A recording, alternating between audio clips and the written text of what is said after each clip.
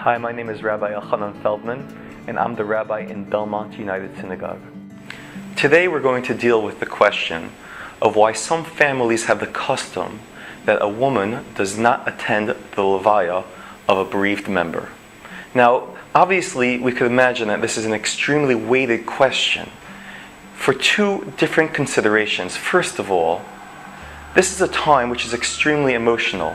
This is a time when a family member has a loss and there is an extreme yearning for them to participate, to be involved, and to somehow have a consolation of being part of the funeral. And as well, this is difficult because usually the only time you'll have to confront an issue like this is when something happens suddenly. And suddenly a woman could be confronted with this emotional state and it gets sprung upon her that she as well cannot attend.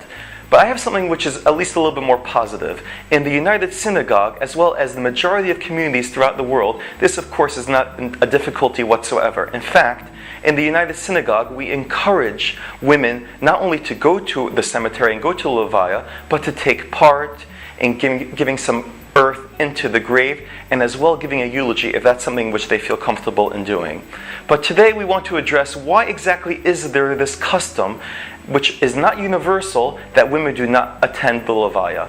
This comes from a Kabbalistic source. It's the Zohar, which teaches us that at a time of a Levoyah, at a time when someone has been lost, when someone has left the world, the soul goes along with the body to its final resting place. And obviously this is a moment of extreme sensitivity and an extreme time of holiness as well. And therefore the decorum, the manner in which there is an attendance and in which there is a procession has to be done with the strictest level of discipline and maturity.